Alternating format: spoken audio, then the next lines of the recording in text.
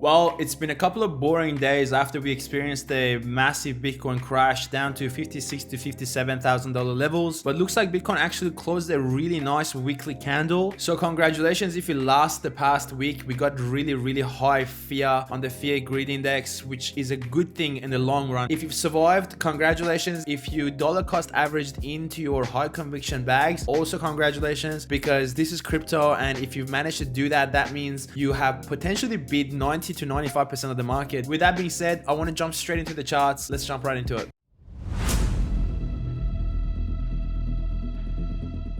So first things first, I want to have a look at the fear greed index because I think it got to nearly 40 in the past week when I saw it. Yeah, 47, which is where it got to. It's very close to neutral fear, which is a really good sign. It means the greed is out. The people who got really hyped on the meme coins and trading and putting a lot of money on there, and it was just getting a bit too heated. It's a good thing that that has been reset. I'm still long-term bullish. I think there's a lot of this bull run left. Now, looking at the open interest, that also has quite reset. Now Bitcoin dominance is at 53%. For the next few months, this is probably going to be Bitcoin's show, as it needs to suck a lot of liquidity from the other altcoins in order to go higher and make new all-time highs. Altcoins will gain against their USD value, but I don't expect them to gain as much against their Bitcoin value. Might be a good time to buy more Bitcoin if you're adjusting your portfolio. The reward in altcoins right now is high as well because of the dump we saw in them. Most of the really good projects are down 40 to 50%. That's what I think about the state of the market currently. Bitcoin is at $64,000. Ethereum is at $3,100. Solana $154. This was the week that we experienced max fear in the markets across the board. S&P 500, QQQ, NASDAQ all experienced a pullback. A lot of people thought this was it. FOMC had the meeting as well about the interest rates, which Jerome Powell pretty much explained how they're going to end QT or quantitative tightening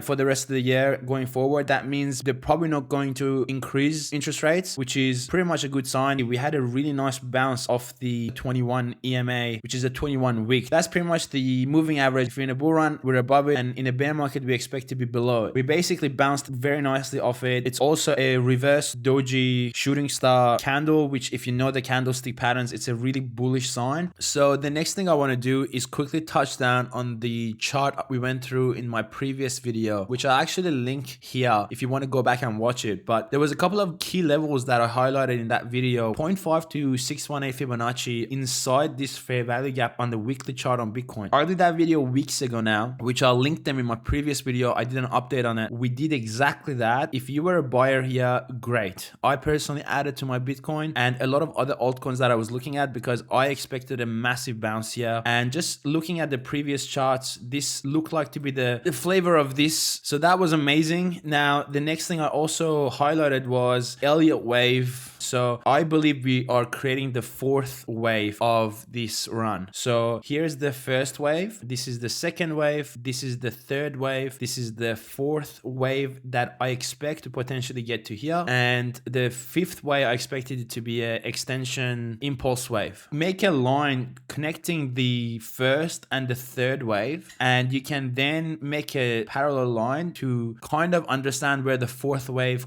potentially could come down to. Now, this is not exact, but you want to kind of look for confluence. You can see the fourth wave is potentially coming to the bottom of this fair value gap. If we continue to go sideways here, you can see the fourth wave continues to come up, as in I can have the fourth wave come to 55K to 56K or 59K. It just means it takes longer. And because we've already had a three wave second wave, as in we had 1, 2, 3, usually that means the fourth wave is not a zigzag. It's usually just a straight wave. Let's just quickly have a look at daily as well. I think daily is still not fully bullish because there's a couple of key levels we need to take back for me to start to think of this as bull run resumed. Again, because we have some time on this fourth wave, it's perfectly fine for us to take some more time. Another pattern I'm kind of seeing here is potentially creating a reverse head and shoulder. That's the left shoulder, that's the head, and I think we might kind of come back. We can see we've come back to this fair value gap we created previously on the way down here.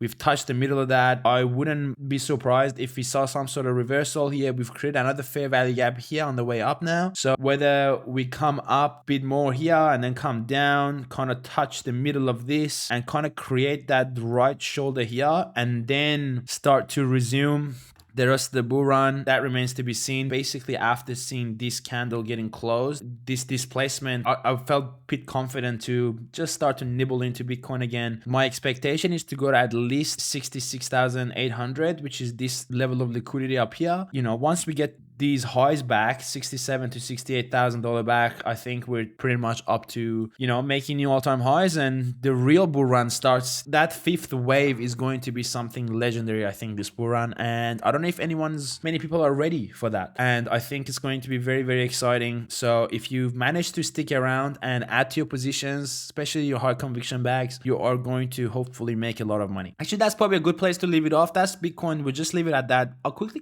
give you an update on a couple of altcoins that I am bullish on. So one is, these are both meme coins, by the way, probably not the best examples, but I just really like these altcoins. I'm personally invested in these, and I just really like the charts. I like what I'm seeing, and I think for whatever reason, meme coins seem to be the biggest thing going on this cycle. And I actually even noticed the memes that, specifically these ones, they're my high conviction memes of this cycle, they didn't actually experience as much of a drawdown as a lot of projects with utility like Avalanche and a lot of gaming coins that have a product. One of them is Retardio on Solana, and I just really like this chart. It's pretty much bottomed. You can call this a cup, and I'm expecting kind of a handle here, and as soon as we break this neckline, I think you're going to be very, very bullish. But if you're not a believer in patterns, just these higher highs, higher low, higher high and higher low that we're creating here, it seems to be very, very strong. I really like it. I like what I'm seeing. Basically, this